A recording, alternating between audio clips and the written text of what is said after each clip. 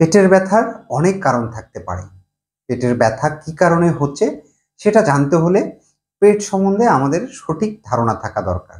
আজকের এই ভিডিওতে পেটের কোন অংশে কি কারণে ব্যথা হতে পারে সেটা নিয়ে আলোচনা করব এবং সেই ব্যথা হলে আপনার কি করা উচিত সেগুলো নিয়ে বিস্তারিত জানানোর চেষ্টা করব। তার আগে এই চ্যানেলে নতুন হয়ে থাকলে চ্যানেলটি সাবস্ক্রাইব করে নিন। আসুন আগে আমরা আমাদের পেট সম্বন্ধে একটু জানার চেষ্টা করি। আমরা খাবার গ্রহণ করি, সেই খাবার হজম হয় এবং সেই হজমকৃত খাবার থেকেই কিন্তু আমরা প্রয়োজনীয় পুষ্টি এবং শক্তি পেয়ে থাকি এবং খাবার হজম হওয়ার পরে উচ্ছিষ্ট অংশ আমাদের শরীর থেকে বের হয়ে যায়। তাহলে এই কাজগুলো করার জন্য পুরো যে সিস্টেমটি, এই সিস্টেমটাকে বলা হয় ডাইজেস্টিভ সিস্টেম বা পরিপাকতন্ত্র, যেটাকে আমরা সকলেই পেট বলে থাকি।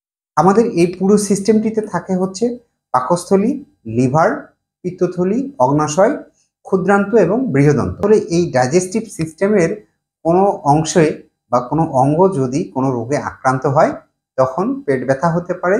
এছাড়াও তলপেটের কোনো সমস্যার কারণেও পেট ব্যথা হতে পারে, সেটা আমরা পরে আলোচনা করব। পেটের ব্যথা কি কারণে হতে পারে।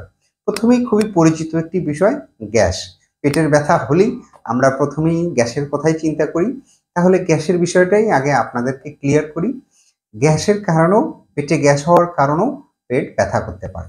আমরা যখন খাবার খাই তখন এই খাবারগুলো হজম হওয়ার সময় ন্যাচারালি স্বাভাবিকভাবে আমাদের পেটে গ্যাস তৈরি হয় এবং এই গ্যাস আমাদের পেট থেকে খুব স্বাভাবিক নিয়মেই নির্গত হয়ে যায়। একটি ব্যালেন্স থাকে, তখন আর আমাদের কোনো সমস্যা হয় না।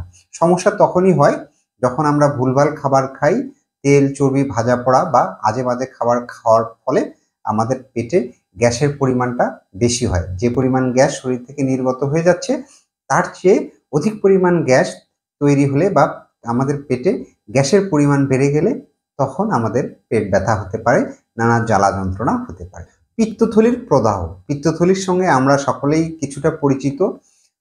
আমাদের পিত্তথলিটা কোথায় থাকে? আমাদের পেটের ডান পাশে লিভার থাকে এবং এই লিভারের নিচেই পিত্তথলির অবস্থান। এখন পিত্তথলির কিছু রোগের কারণেও কিন্তু আপনার পেটে ব্যথা হতে পারে। তাহলে পিত্তথলিতে কি হতে পারে? আপনার পিত্তনালী যদি ব্লক হয়ে যায় তখন ব্যথা হতে পারে।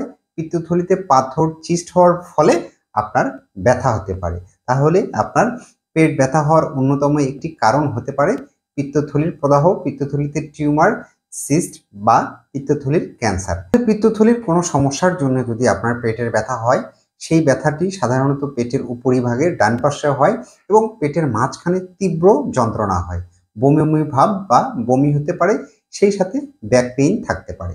তাহলে এই লক্ষণগুলো দেখা দিলে আপনি কিছুটা আইডিয়া করতে পারবেন যে আপনার পিত্তথলির কোনো সমস্যার কারণে পেটের ব্যথাটি হচ্ছে।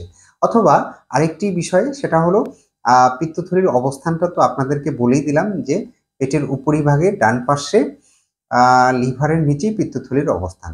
আপনার যে সময় পেটটা প্রচন্ড ব্যথা করছে সেই সময় আপনি ওই জায়গাটাতে হাত দিয়ে যদি আলতোভাবে চাপ দিতে থাকেন, পিত্তথলি যে জায়গাটাতে থাকে সেখানে দেওয়ার পরে যদি আপনার প্রচন্ড ব্যথা অনুভব হয়, তখন আপনাকে অবশ্যই বুঝতে হবে যে আপনার পিত্তথলিতে পাথর বা কোনো সমস্যা রয়েছে। আলসারের কারণেও কিন্তু আপনার পেটে ব্যথা হতে পারে। আলসারটা কি? আমাদের পাকস্থলী এবং ক্ষুদ্রান্তের গায়ে যদি ক্ষত হয় বা ঘা হয় তখন এই কন্ডিশনকে কিন্তু আলসার বলা হয়। তাহলে এই আলসারের কারণে কিন্তু আপনার পেটে ব্যথা হতে পারে। আলসার কেন হয়? আলসার সাধারণত দীর্ঘদিন ধরে, দীর্ঘ সময় ধরে খালি পেটে থাকার অভ্যাস থাকে, যে লং টাইম খালি পেটে থাকার অভ্যাস রয়েছে, এরকম এ কারণে হতে পারে। এছাড়াও আবার অনেকেই দেখা যাচ্ছে যে দীর্ঘদিন ধরে ব্যথার ঔষধ খেতে থাকে, এ কারণে হয়।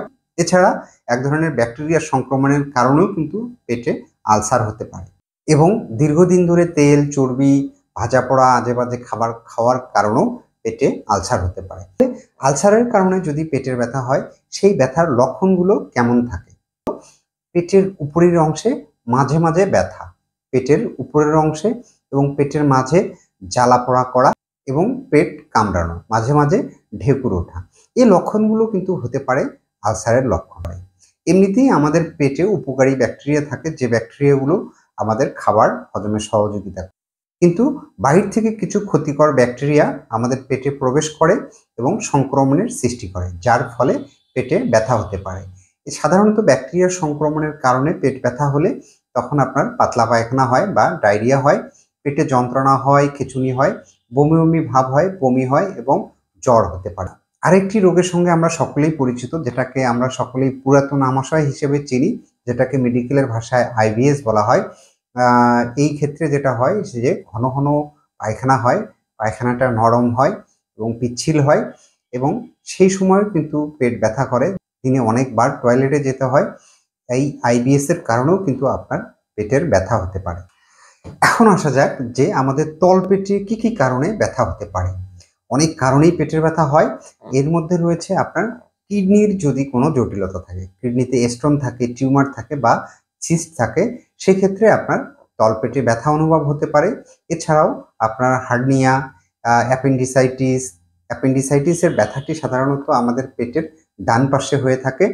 এছাড়াও আপনার জরায়ুতে টিউমার যদি থাকে, জরায়ুতে কোনো ইনফেকশন থাকে এবং জরায়ুর ক্যান্সারের ফলেও কিন্তু তলপেটে ব্যথা হতে পারে।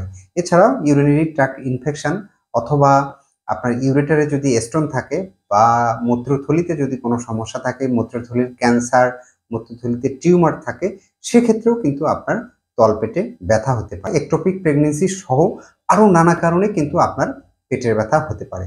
আজকের এই ভিডিওতে আমরা এতগুলো তথ্য জানানোর কারণ হলো আমরা যে কোনো রোগে খুব বেশি অবহেলা করে ফেলি, যার কারণে কিন্তু পরবর্তী সময়ে আরও নানা জটিলতা সৃষ্টি হয়। এজন্য প্রত্যেকটা রোগ সম্বন্ধে আমাদের ধারণা থাকা উচিত যে আমার পেটের ব্যথা হচ্ছে, সেটা আমি দীর্ঘদিন ধরে টেনে নিয়ে যাচ্ছি, যার ফলে সেটা মারাত্মক আকার ধারণ করতে পারে। যেহেতু অনেক কারণেই আপনার পেটের ব্যথা হতে পারে, পেটের ব্যথা হওয়ার পরে আপনি সাথে সাথে চিকিৎসকের কাছে গেলে চিকিৎসক কিন্তু আপনার সিনড্রোম এবং পেটের ব্যথা কোন অংশটিতে হচ্ছে সেগুলো দেখে নির্দিষ্ট কিছু পরীক্ষা নিরীক্ষা করে আপনার পেটের ব্যথার কারণ নির্ণয় করতে পারবে, যা আপনার চিকিৎসার জন্য খুব সহজ হবে। এজন্য পেটের ব্যথা হলে অবহেলা নয়, দ্রুত চিকিৎসকের পরামর্শ নিন।